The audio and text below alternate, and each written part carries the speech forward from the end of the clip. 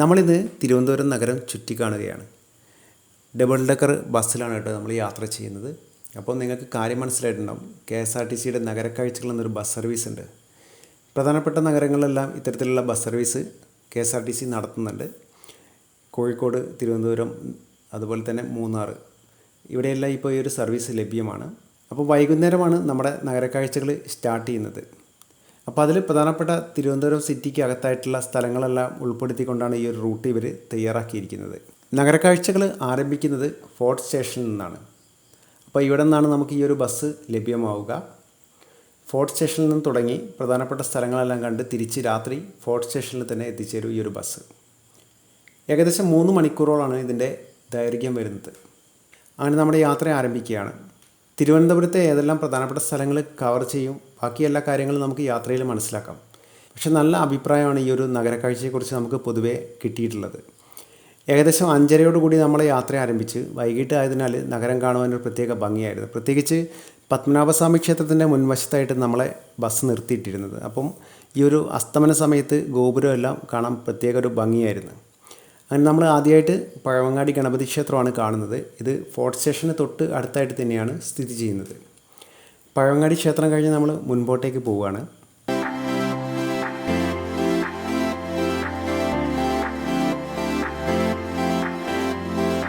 നമ്മൾ ഈ കാണുന്നതാണ് ആയുർവേദ കോളേജ് ജംഗ്ഷൻ. ഇതിൽ നമുക്ക് ടിക്കറ്റ് എടുക്കാനായിട്ട് 2 വഴികളാണുള്ളത്. ഒന്ന് KSRTCയുടെ വെബ്സൈറ്റ് മുഖാന്തരം നമുക്ക് ഓൺലൈനായിട്ട് ബുക്ക് ചെയ്യാം. രണ്ടാമതായിട്ട് നമ്മൾ വൈകിട്ട് ഇവിടെ എത്തിച്ചേർന്നാൽ ഓൺലൈനായിട്ട് ബുക്ക് ചെയ്യാൻ ആളില്ലെങ്കിൽ, ഇങ്ങനെ എല്ലാ സമയത്തും നമുക്ക് ടിക്കറ്റ് ലഭ്യമാവണമെന്നില്ല. അപ്പോൾ ഒഴിവ് ദിവസങ്ങളിലും ശനി ഞായർ ദിവസങ്ങളിലെല്ലാം നല്ല തിരക്കാണ് ഈ ഒരു നഗരക്കാഴ്ചയ്ക്ക് ഉണ്ടാവാറുള്ളത്. അപ്പോൾ ഇതിൻ്റെ ടിക്കറ്റ് നിരക്ക് എന്ന് പറയുന്നത് 200, 250 ആണ്. 250 രൂപക്ക് നമുക്ക് മുകൾ ഭാഗത്തും 200 രൂപക്ക് നമുക്ക് താഴെയാണ് സീറ്റ് ലഭിക്കുക. അപ്പോൾ ഞാൻ എടുത്തിരിക്കുന്നത് 250 രൂപയുടെ ടിക്കറ്റാണ്. അപ്പോൾ ഞാൻ ഈ ഒരു ടിക്കറ്റ് ഓൺലൈനായിട്ട് അല്ലായിരുന്നു എടുത്തത്. ഫോർട്ട് സ്റ്റേഷനിൽ എത്തിയ സമയത്ത് സീറ്റ് അവൈലബിൾ ആയിരുന്നു. അങ്ങനെയാണ് എനിക്ക് ഈ ഒരു ടിക്കറ്റ് ലഭിച്ചത്. അങ്ങനെ നമ്മൾ യാത്ര തുടർന്നുകൊണ്ടിരിക്കുകയാണ്. വലതുവശത്തായിട്ട് നമ്മൾ കാണുന്നത് സെക്രട്ടേറിയറ്റ് ആണ്. നമ്മുടെ മുഖ്യമന്ത്രിമാരുടെയും വകുപ്പ് മന്ത്രിമാരുടെയും ഓഫീസാണിത്. തിരുവിതാംകൂർ രാജവംശമാണ് ഇത് നിർമ്മിച്ചത്. മാസത്തിലൊരിക്കൽ കൂടിക്കാഴ്ചകൾ നടക്കുന്ന ദർബാർ ഹാളായിട്ടാണ് ഇത് ഉപയോഗിച്ചിരുന്നത്. 1865 നിർമ്മാണം ആരംഭിച്ചത്. 1869 ഇതിൻ്റെ നിർമ്മാണം പൂർത്തിയാക്കി. ഈ ദർബാർ ഹാളിൻ്റെ നിർമ്മാണത്തിന് നേതൃത്വം നൽകിയത് അന്നത്തെ ദിവാനായിരുന്ന മാധവറാവു ആണ്. അദ്ദേഹത്തിൻ്റെ പ്രതിമ നമുക്ക് ഇടതുവശത്തായിട്ട് കാണാം. ഈ പ്രതിമയാണ് തിരുവനന്തപുരത്ത് ആദ്യമായിട്ട് സ്ഥാപിച്ചത്. അപ്പോൾ ഈ ഒരു സ്ഥലം സ്റ്റാച്യു എന്ന പേരിലാണ് അറിയപ്പെടുന്നത്. നമ്മൾ നേരത്തെ പറഞ്ഞതുപോലെ സന്ധ്യാസമയമാകുമ്പോൾ ഒരു പ്രത്യേക ഭംഗിയാണ് നമുക്ക്. പ്രത്യേകിച്ച് ഒരു ഡബിൾ ഡെക്കർ ബസ്സിൻ്റെ മുകളിൽ നിന്ന് നമ്മൾ നഗരം കാണുമ്പോൾ. കണ്ടക്ടർ ടിക്കറ്റ് എല്ലാവർക്കും കൊടുത്തുകൊണ്ടിരിക്കുകയാണ്. അപ്പോൾ ഇതിനകത്തുള്ള ഗൈഡ് എന്ന് പറയുന്നത് കണ്ടക്ടർ തന്നെയാണ്. പ്രധാനപ്പെട്ട സ്ഥലങ്ങളിലെല്ലാം എത്തുമ്പോൾ ഇദ്ദേഹം നമുക്ക് കാര്യങ്ങളെല്ലാം വിശദീകരിച്ചു തരും. നമ്മുടെ ഇടതുവശത്തായിട്ട് നമ്മൾ കാണുന്നത് കേരള യൂണിവേഴ്സിറ്റി കോളേജാണ്. KR നാരായണൻ, രാജാ രവിവർമ്മ ഇവരെല്ലാം ഈ ഒരു കോളേജിലാണ് പഠിച്ചിറങ്ങിയത്.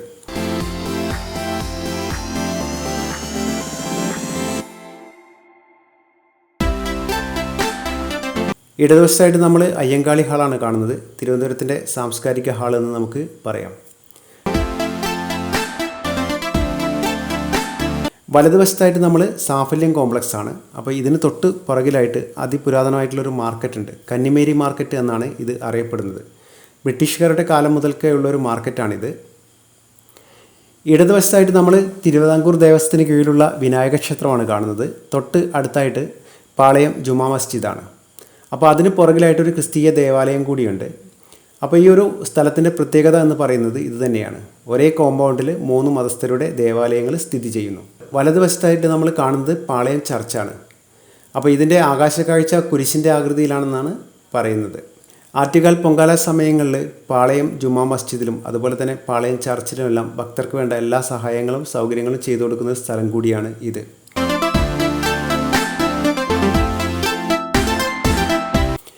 ഇടതുവശത്തായിട്ട് നമ്മൾ കാണുന്നത് ചന്ദ്രശേഖർ നായർ സ്റ്റേഡിയമാണ്. പോലീസ് സേനയിലെ ആദ്യത്തെ IG ആയിരുന്ന ചന്ദ്രശേഖർ നായരുടെ ഓർമ്മക്കായിട്ടാണ് ഈ ഒരു സ്റ്റേഡിയം. പോലീസ് സേനയുടെ സ്റ്റേഡിയമായിട്ടാണിത് പ്രവർത്തിക്കുന്നത്. പോലീസിൻ്റെ ഗെയിംസ് എന്നീ കാര്യങ്ങളെല്ലാം ഇവിടെ വെച്ചാണ് നടക്കാറുള്ളത്. ഇടതുവശത്തായിട്ട് നമ്മൾ കാണുന്നത് കേരള നിയമസഭാ മന്ദിരമാണ്. ലെജിസ്ലേറ്റീവ് അസംബ്ലി ബഡ്ജറ്റ് സമ്മേളനങ്ങളെല്ലാം കൂടുന്ന നിയമസഭാ മന്ദിരം. നമ്മൾ ഈ കടന്നു പോകുമ്പോൾ കാണുന്നത് നേതാജി സുഭാഷ് ചന്ദ്രബോസിൻ്റെ പ്രതിമയാണ്.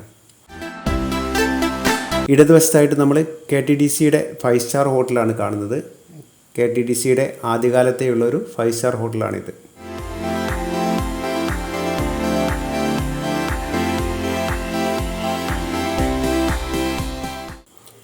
ഇടതുവശത്തായിട്ട് നമുക്ക് വ്യത്യസ്തമായിട്ടുള്ളൊരു ചർച്ച് കാണാം. CSI ചർച്ച് എന്നാണ് ഇത് അറിയപ്പെടുന്നത്.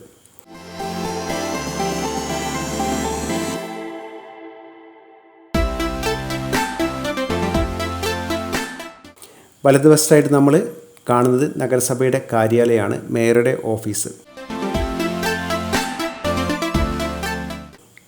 ഇടതുവശത്തായിട്ട് നമ്മൾ കാണുന്നത് തിരുവനന്തപുരത്തെ മ്യൂസിയമാണ്, അതുപോലെ സൂവും. ഇതിലേക്കുള്ള കവാടമാണ് നമ്മളിപ്പം കണ്ടുകൊണ്ടിരിക്കുന്നത്.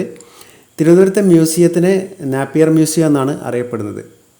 വലതുവശത്തെ നമ്മൾ കാണുന്നത് നിറയെ ലൈറ്റുകളുള്ളൊരു ബിൽഡിംഗ് കാണാം. ഇത് ശരിക്കും അംബാനിയുടെ വീടിൻ്റെ അതേ മാതൃകയിലാണ് നിർമ്മിച്ചത് എന്നാണ് പറയപ്പെടുന്നത്.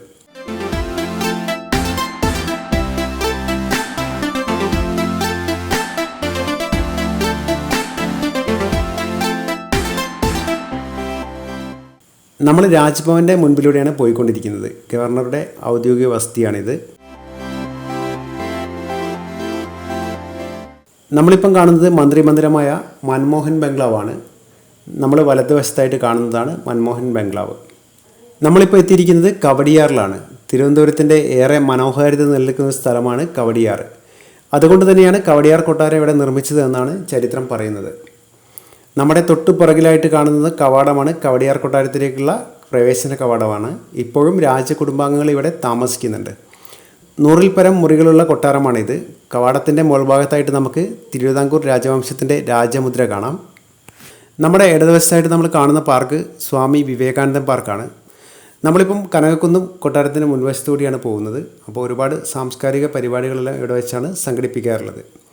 ഇടതുവശത്ത് നമ്മൾ കാണുന്നത് കുട്ടികൾക്കുള്ള പാർക്കാണ്. അപ്പം ക്യാപ്റ്റൻ ലക്ഷ്മിബായിയുടെ പേരിലാണ് ഈ ഒരു പാർക്ക് അറിയപ്പെടുന്നത്. തൊട്ട് അടുത്തായിട്ട് നമുക്ക് ശ്രീനാരായണ ഗുരു പാർക്ക് കാണാം. അപ്പം നമ്മൾ തിരുവനന്തപുരം മൃഗശാലയ്ക്ക് മുൻവശത്തു കൂടിയാണ് പോകുന്നത്. കേരളത്തിലെ ഏറ്റവും വലിയ മൃഗശാലയാണ് തിരുവനന്തപുരത്ത് ഉള്ളത്. രക്തസാക്ഷി മണ്ഡപമാണ് നമ്മളീ കാണുന്നത്.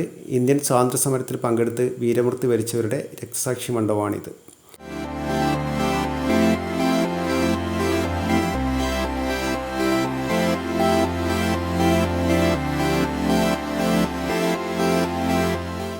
നമ്മളീ കാണുന്നത് MLA-മാരുടെ ഹോസ്റ്റലാണ്. ഓരോ ഹോസ്റ്റലും നദികളുടെ പേരിലാണ് അറിയപ്പെടുന്നത്. നിള, പമ്പ, പെരിയാർ എന്നീ പേരുകളിലൊക്കെയാണ് ഇത് അറിയപ്പെടുന്നത്.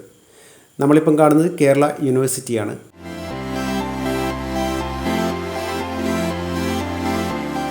വലതുവശത്തായിട്ട് നമ്മൾ കാണുന്നത് AKG സെൻ്ററാണ്.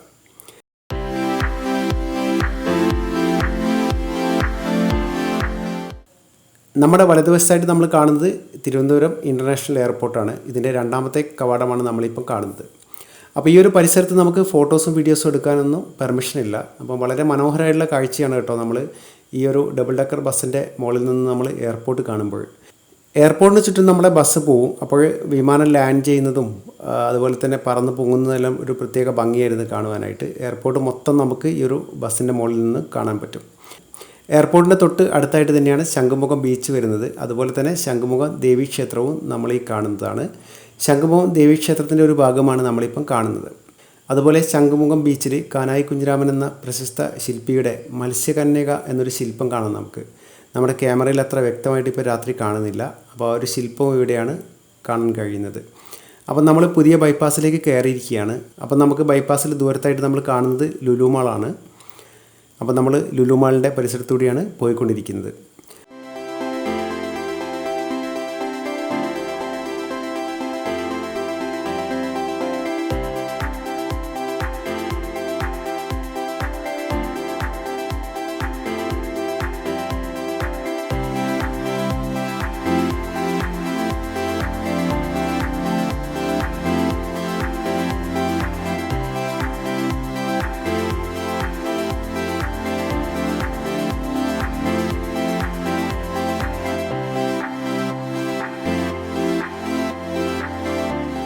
അങ്ങനെ നമ്മൾ തിരിച്ച് ഫോർട്ട് സ്റ്റേഷനിലേക്ക് എത്തിക്കൊണ്ടിരിക്കുകയാണ്. അങ്ങനെ നമ്മുടെ നഗരക്കാഴ്ചകൾ ഏകദേശം ഇവിടെ പൂർത്തിയാവുകയാണ്. തിരിച്ച് നമ്മൾ ഫോർട്ട് ബസ് സ്റ്റേഷനിൽ എത്താറായി. നമ്മുടെ ഈ ഒരു നഗരക്കാഴ്ച എന്ന ഈ ഒരു KSRTCയുടെ ബസ്സിൽ നമ്മൾ കയറിക്കഴിഞ്ഞാൽ തിരുവനന്തപുരത്തെ പ്രധാനപ്പെട്ട എല്ലാ സ്ഥലങ്ങളും നമുക്ക് കാണാൻ കഴിയും. അതുമാത്രമല്ല രാത്രിയിലുള്ള നഗരത്തിൻ്റെ കാഴ്ച എന്ന് പറയുന്നത് ഒരു പ്രത്യേക ഭംഗിയാണ്. പ്രത്യേകിച്ച് നമ്മൾ മുകളിൽ നിന്നുള്ള കാഴ്ച വളരെ ചുരുക്കം ആളുകൾ മാത്രമായിരിക്കും അത്തരത്തിലുള്ളൊരു കാഴ്ച അനുഭവിച്ചിട്ടുണ്ടാവുക. നമ്മൾ ഏത് സിറ്റി ആയാലും കോഴിക്കോടായാലും തിരുവനന്തപുരം ആയാലും മുകളിൽ നിന്ന് നമ്മൾ സിറ്റി കാണുമ്പോൾ ഒരു പ്രത്യേക ഭംഗി തന്നെയായിരിക്കും, ഒരു പ്രത്യേക എക്സ്പീരിയൻസ് ആയിരിക്കും നമുക്കത്. അപ്പം തിരുവനന്തപുരം വരുമ്പോൾ നിങ്ങൾ തീർച്ചയായിട്ടും ഈ ഒരു നഗരക്കാഴ്ചകളെന്ന ബസ് സർവീസ് എക്സ്പീരിയൻസ് ചെയ്യണം. ഒരു വ്യത്യസ്തമായിട്ടുള്ള അനുഭവമായിരിക്കും നിങ്ങൾക്ക് ഉണ്ടാവുക. അപ്പോൾ നമുക്ക് അടുത്ത വീഡിയോയിൽ കാണാം. Okay, by.